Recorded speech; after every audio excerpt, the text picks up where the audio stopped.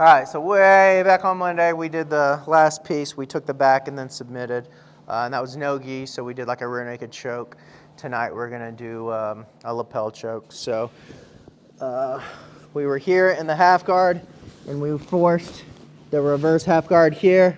I start walking my elbow up, scooting my hips back, getting his arm up high here, and then my foot is going heel toe, heel toe, heel toe towards his butt till I can push his knee or push his leg down my knee here or down my shin below my knee here.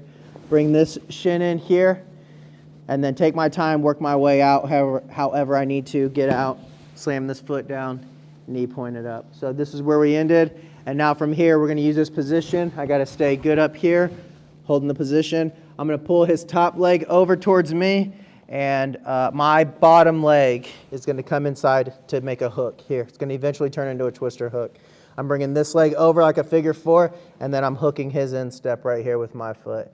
And then make this comfortable before you're ready to go, but just get this where it feels comfortable. And then when I go to get up, I'm just putting my right knee to the mat right here so it's easy to get up on that knee. And then all I'm going to do is do like a front roll by putting my arm through here and rolling through. And then I'm going to use my knees, my legs, to kind of pull him down towards my feet right here. Get my over-under grip. And then now look, I take my left foot and I hand his leg off to my right hook so I can do the twister hook right there. You don't have to do a twister hook right there. Some people it's going to be hard. Some people, if you just don't want it, you don't have to do a twister hook. You can just do a regular hook, but I prefer the twister hook right here. And then this foot goes to the mat, and I just shrimp up to get taller than him right here. So I'll go over that again, but we're going to finish with a lapel choke. So this is the version of like a rear naked choke, but in the gi. So over, under, so the underarm, I'm going to open up his lapel right here. I'm going to hand a deep grip into my right hand.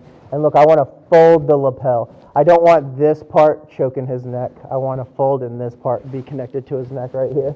So get this as deep as possible. It's going to be super easy to finish when they're not fighting in here. So this hand, after I make the grip, the handoff, I'm going to come down and grab this one. Same thing, I'm going to roll it here. So this hand, I want to pull his lapels down towards our feet.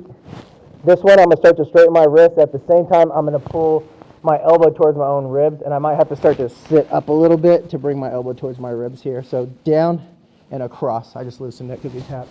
So here, ear to ear, down, across, and pull that elbow back to start getting the finish right here. The choke should be simple.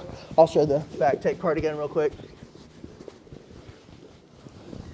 So I'm in here and I just passed the guard with the pass we've been working. So I pull his top leg over and my bottom leg hooks here. Bring this leg over my own, make a figure four, and then my instep is going to hook his ankle, his shin, his instep, that area right there.